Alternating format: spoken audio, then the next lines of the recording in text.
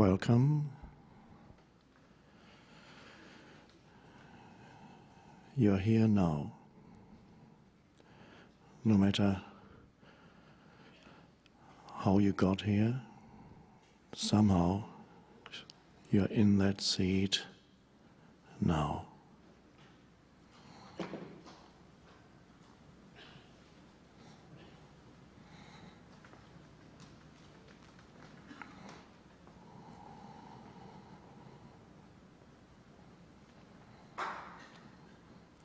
And I suggest to start with, you feel yourself being here now, in that seat, including whatever mental or emotional movements are inside you now.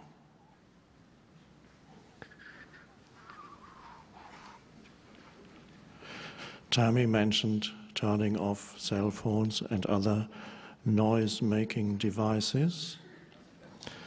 She forgot to mention one.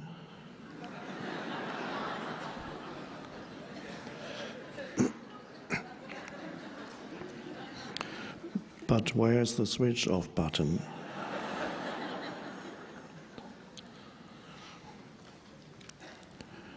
Now, if you try to switch off your mind, can be very frustrating, as if you didn't have enough problems already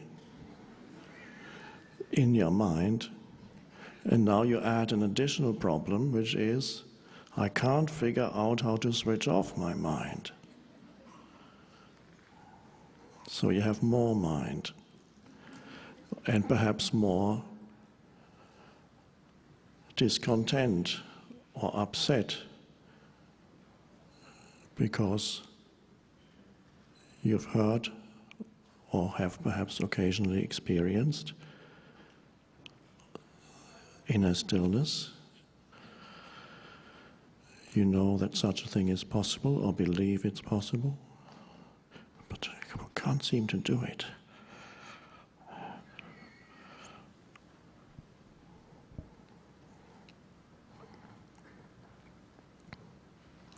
So let's not even try, because we don't want to add more problems. Okay, so we just stay with what is. Without demanding, this should be different. This moment should be different. Now you've already had a little taste of that, because getting here, it seems to be, especially in LA, getting to the place always seems to involve certain challenges.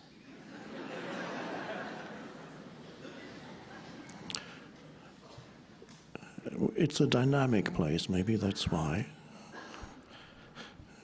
A few years ago, 100 people came through the back door and occupied seats without tickets, and then the 100 people who had tickets came in and didn't find their seats. So let's consider that our session, our spiritual session, started the moment you made your way to this hall. So let's say that's where it all started. And that's good, because now you still may have some of the energy that was generated by the conditions that you encountered on your way here. And this is good, because it means we have something to work with.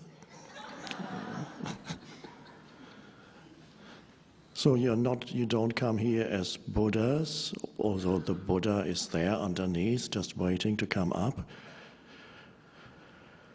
You come here as a mental, emotional entity. And that's your experience. And that's something you can work with, not try to get rid of. Work with means to bring it into the light of awareness, to look at it, to see it's there, upset, impatient, restless, complaining, why don't they, why do they, how, they shouldn't, this is too much, can't stand it anymore. Thoughts arising, many of them empowered or amplified by an emotion that corresponds to the thought. A thought alone is relatively light, but when it gets amplified by an emotion, it goes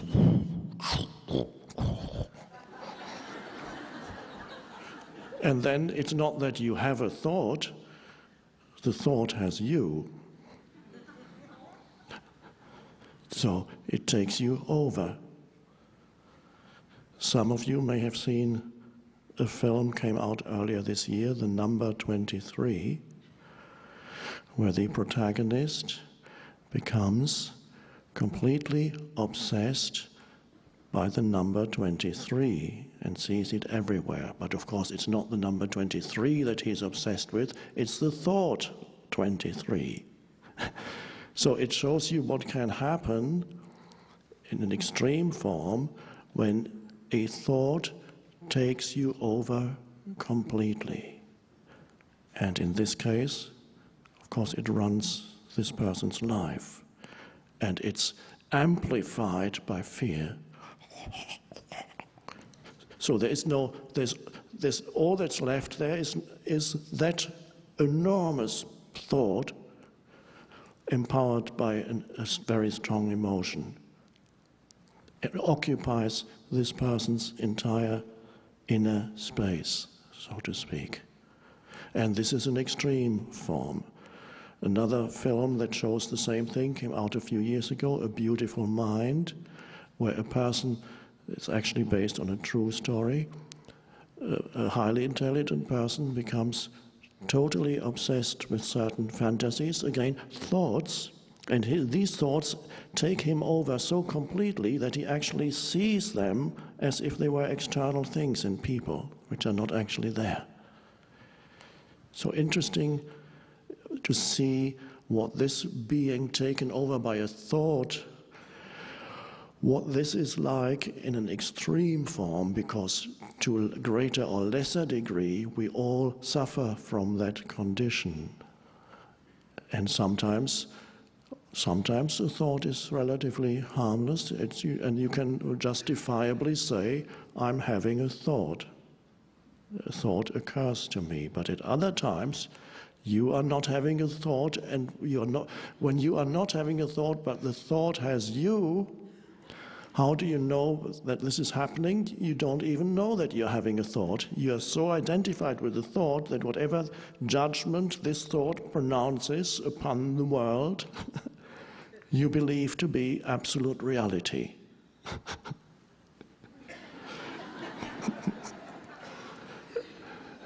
And the world is full of people like that. It is the human condition in its present dysfunctional state, nothing personal in it. And you see it in very extreme forms, not only when you actually see, yes, this person is mentally ill, you see it also in certain places in the world where people are so obsessed with collective thought forms, be they political or religious, that it creates havoc where they live. Year after year, the same thing is playing itself out. Totally obsessed with certain ways of looking at the world. There is no other way of looking at the world but this way. They don't even know that this is their way of looking at the world. That is their reality. They are possessed by thought. And so, to a greater or lesser degree, it is everybody's fate so far, it's been like that on this planet, that you're being possessed by thought plus the emotion that goes with thought.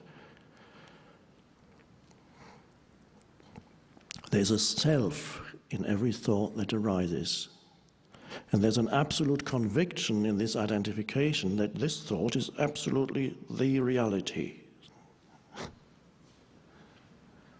So, here, as an initial exercise, I suggest that you just have a little look inside and see whether perhaps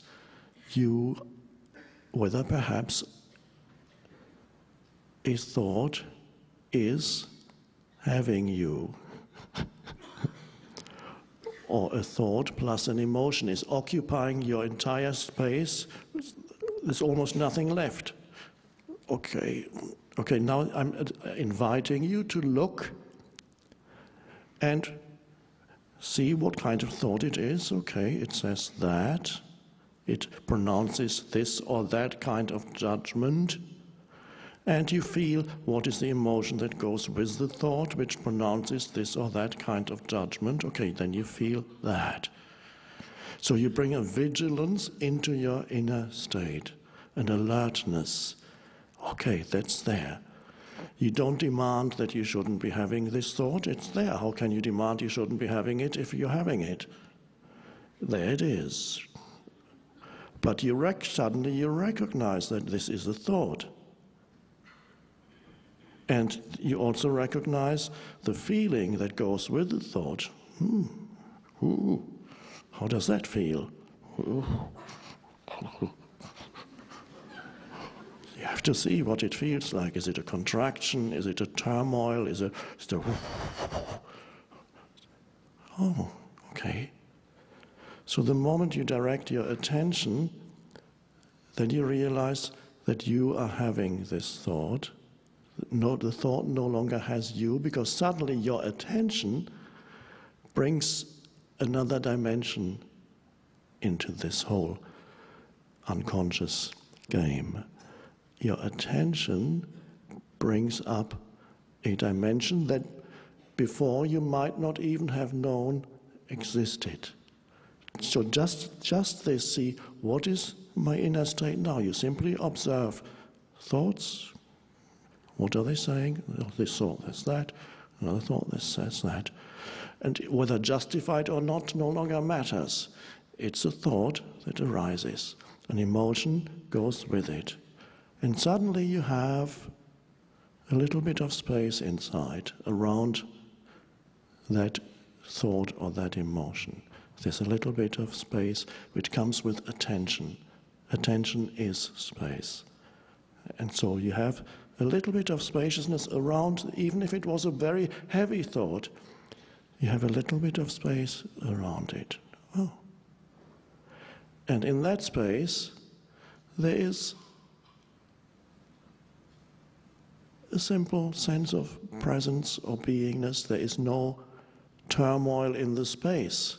So there is a dimension from where you can know that there is, if it's turmoil or whatever it may be, or just a slight upset, very normal conditions. Almost everybody who lives, especially in a big city like this, every day you experience conditions, inner conditions that arise continuously. And usually you identify it. Some people experience conditions that are relatively benign or even quite positive. They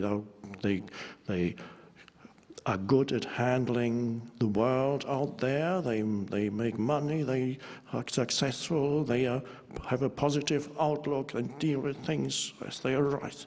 And so they have a good kind of conditioning. Their parents already were out to succeed, and they taught their children to succeed, and here we go for it, yeah, go. And that seems okay. That mental conditioning seems to be quite